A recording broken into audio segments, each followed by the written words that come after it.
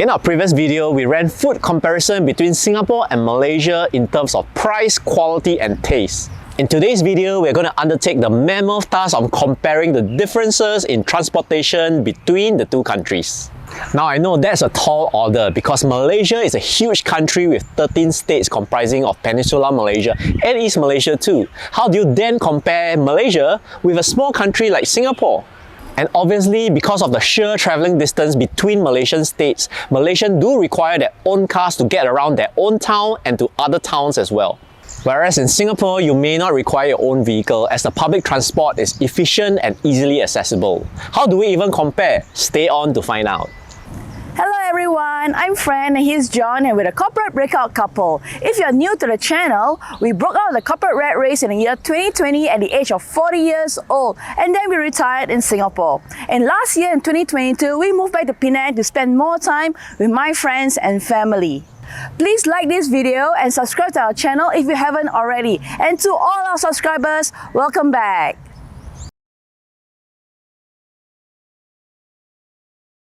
In Malaysia, it is like a rite of passage when you turn 16 and 17 because that's when you get your motorbike and your car driving license. Back in the day, it's almost impossible to get to anywhere without a car or a motorbike. During my first year of college in Penang, I tried to go without a car. I wanted to take the bus to college. Boy, that was a huge mistake. It took me almost an hour and a half to go to college by bus, and if by car, it only took 15 minutes. So of course, in the end, I got myself a car and I drove myself to college from then on. And it was a very different life for me when I moved to Singapore 13 years ago. Before I moved, I sold my car. And then when I moved to Singapore, I heavily relied on public transportation, namely MRT, because last time I didn't take the bus. I was afraid that I'll get lost.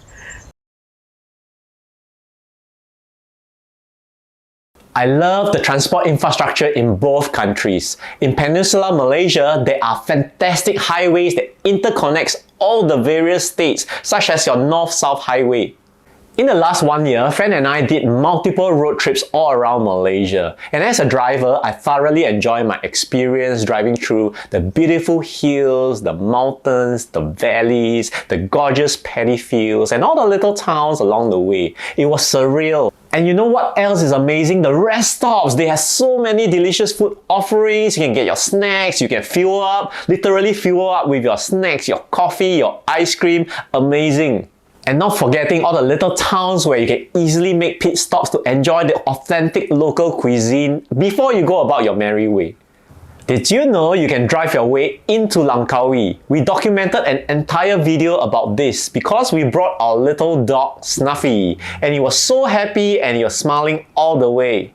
Now for Singapore, I love the white lanes as a driver, the clear lane markings and the very efficient traffic system in place. It's really easy to drive around Singapore with the well-planned and well-connected roads. However, with the various speed limits on the highway that is around 90 kilometers per hour, the various speed traps, the red light camera boxes that you always see in Sengkang and Punggol, well, let's just say I have fewer opportunities to test my car's reffing capabilities. Whereas, if you're on Malaysia's North-South Highway, for example, and driving on the rightmost lane, good luck holding your car at the speed limit of 110 kilometers per hour. In Malaysia, especially in Penang, we practice defensive driving. You know why? Because the motorbike will come from your left, you come from your right, then cut in front of you, and then you have to brake, emergency brake, and then the car in front of you also will stop. So it's very stressful driving in Penang, especially the roads are very small. However, that makes us good drivers. I know, KL people don't agree, but it's okay. Penang lang, better. When I was living in Singapore, I didn't see a need to buy a car, so I took a lot of Grab or I take public transport. It's fantastic. However, I do feel stressed whenever I'm on the Singapore roads, like for example, when I'm in a Grab.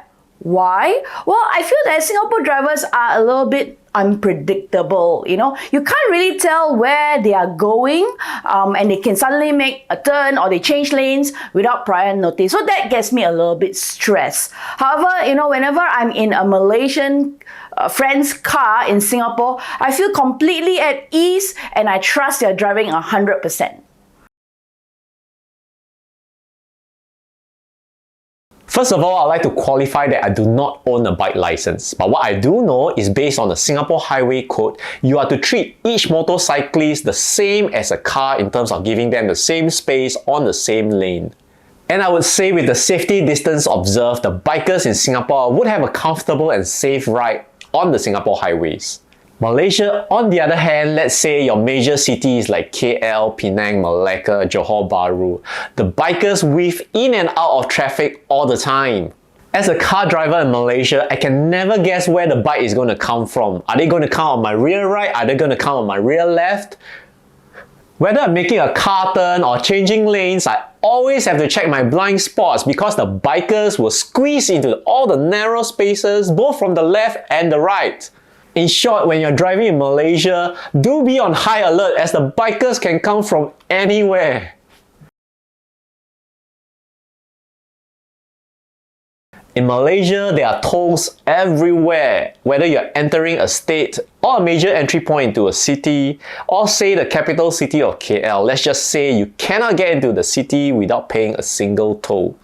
And in KL, if you don't have your GPS app turned on, say Waze or Google Maps, if you make a wrong turn, that mistake can be very costly in terms of time and money, because besides the additional toll that you have to pay, you might take another 15-20 minutes just to make a U-turn.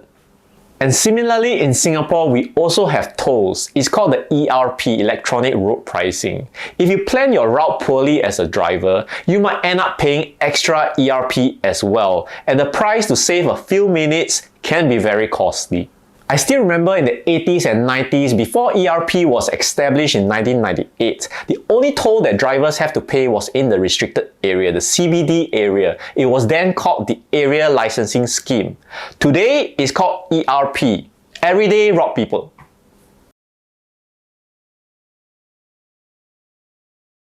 I love the MRT LRT train system in Singapore. It is super connected and super efficient. Did you know that the Land Transport Authority of Singapore has a target for every 8 out of 10 households to be within 10 minutes of walking distance to an MRT or LRT system by 2030? How cool is that? In Kuala Lumpur, Malaysia, there are extensive developments for their train system as well. The LRT, the MRT, the BRT, the monorail lines.